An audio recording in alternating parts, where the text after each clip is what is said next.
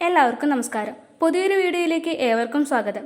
ഇന്നത്തെ വീഡിയോയിൽ P A Sankaranarayanan എഴുതിയ ബീർബൽ കഥകൾ എന്ന പുസ്തകത്തിലെ 19ാമത്തെ കഥയാണ് പറയുവാൻ പോകുന്നത്. കഥയുടെ പേരാണ് ഈ ധർമ്മശാലയിൽ ഞാനും. അപ്പോൾ നമുക്ക് കഥയിലേക്ക് കിടക്കാം. അക്ബർ ചക്രവർത്തിയുടെ കൊട്ടാരം, അലങ്കാരപ്പണികളാൽ സുന്ദരമാക്കപ്പെട്ട ഗോപുര കവാടം. ഒരു നാൾ ഒരു സന്യാസി വര്യൻ ആ കവാടത്തിൽ ചാരിയിരുന്ന് വിശ്രമമായി. കാവൽക്കാർ അത് കാണാതിരുന്നില്ല. രണ്ടുപേർ ഓടിയെത്തി അവിടെ ഇരിക്കരുതെന്ന് അദ്ദേഹത്തോട് പറഞ്ഞു നോക്കി. വേറെ എവിടെയെങ്കിലും പോയി ഇരിക്കാൻ ആവശ്യപ്പെടുകയും ചെയ്തു. പക്ഷേ സന്യാസി കൂട്ടാക്കിയില്ല. ചക്രവർത്തിയുടെ പ്രത്യേക നിർദ്ദേശമുണ്ട്, സന്യാസിമാരെ ഒരു തരത്തിലും ഉപദ്രവിക്കാൻ പാടില്ലെന്ന്. ഇനി എന്താണ് ചെയ്യുക? സവാരി കഴിഞ്ഞ് മഹാരാജാവ് തിരിച്ചെത്താൻ സമയമായിട്ടുമുണ്ട്. അദ്ദേഹം എന്തു ചോദിക്കും? അതിന് എന്തു മറുപടി നൽകും എന്നറിയാതെ അവർ കുഴങ്ങി. അല്പം കഴിഞ്ഞപ്പോൾ ചക്രവർത്തി എത്തി. ഗോപുരവാതിൽക്കൽ ഇതാ ഒരു സന്യാസി ഇരിക്കുന്നു, തന്നെ കണ്ടിട്ടും ഒരു കൂസലുമില്ലാതെ. സ്വാമി, ഇത് എൻ്റെ കൊട്ടാര കവാടമാണ്, ധർമ്മശാലയല്ല, സന്യാസി മഠവുമല്ല. ഇവിടെ ഇരിക്കരുത്. നിങ്ങളുടെ കൊട്ടാരമോ? മുൻപ് ഇവിടെ ആരും ഉണ്ടായിരുന്നില്ലല്ലോ.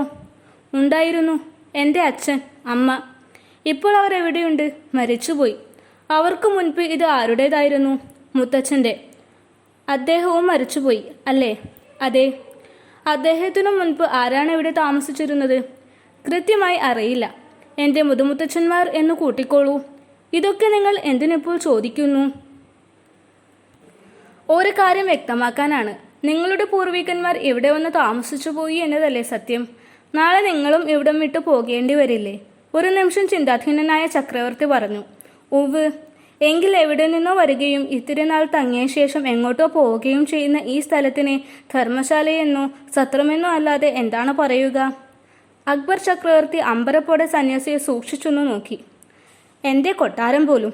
അങ്ങനെ പറയലേ രാജാവേ, ഇത് ധർമ്മശാലയാണ്. ജീവികൾക്കെല്ലാം വന്ന് അല്പനാൾ താമസിച്ച് തിരിച്ചു പോകാനുള്ള ധർമ്മശാലയാണ് ഈ ഭൂമി മുഴുവനും. ഇവിടെ അങ്ങേക്കൊപ്പം അടിയനും അല്പനാൾ കഴിഞ്ഞോട്ടെ മഹാരാജൻ.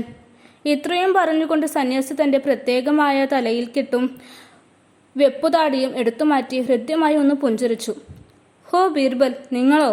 നിങ്ങൾ ഇത്ര വലിയൊരു സന്യാസിയായ കാര്യം ഞാൻ അറിഞ്ഞതേയില്ല കേട്ടോ.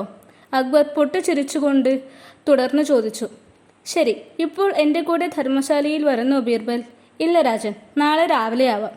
ബീർബൽ ഉടനെ സ്വന്തം ഗൃഹത്തിലേക്ക് മടങ്ങിപ്പോയി. ഈ കഥയോടെ അവസാനിക്കുന്നു. അടുത്ത കഥയുമായി അടുത്ത വീഡിയോയിൽ കാണാം. അതുവരേക്കും ബൈ.